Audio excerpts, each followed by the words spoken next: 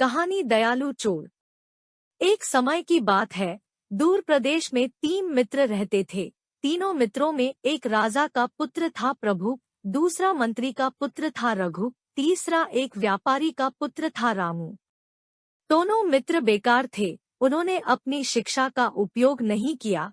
एक दिन राजा, मंत्री और व्यापारी ने निश्चय किया कि उन तीनों का व्यवहार बदलवाना चाहिए।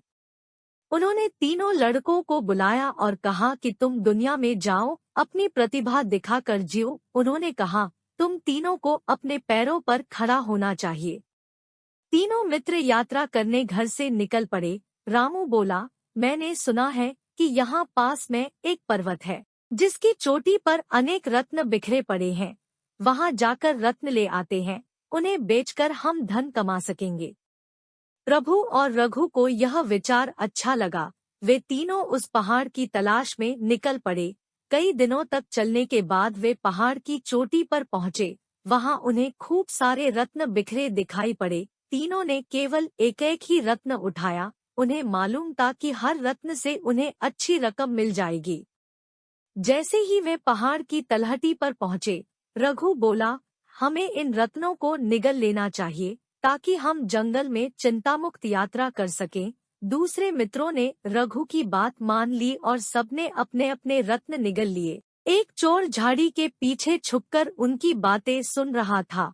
उसने उनके साथ यात्रा कर उनका विश्वास जीतने का निश्चय किया। चोर ने सोचा, जब वे तीनों सो रहे होंगे, वह उन्हें मारकर रत्न ले लेगा। चोर ने उन सब के पास जाके कहा, महोदय, इस जंगल में चोर ही चोर है। अकेले चलने में मुझे डर लगता है, क्या मैं आपके साथ चल सकता हूँ? मित्रों ने चोर की बात मान ली। अगले दिन जब वे यात्रा कर रहे थे, डकैतों के एक गिरोह ने उन्हें पकड़ लिया। उन्होंने उन चारों की तलाशी ली, परंतु उनके पास से की धन या रुपया नहीं मिले। चोरों के सरदार के पास एक तोता था, जो बता सकता था कि उन्होंने रुपए कहाँ छिपाए हैं। तोते ने बताया, रत्न उनके पेट में है। सरदार प्रभु को मारकर उसके पेट से रत्न निकालने ही वाला था कि चोर सामने आया। वह जानता था कि सरदार को अगर उसके पेट में कोई कीमती रत्न ना मिला तो वह दूसरों को छोड़ देगा।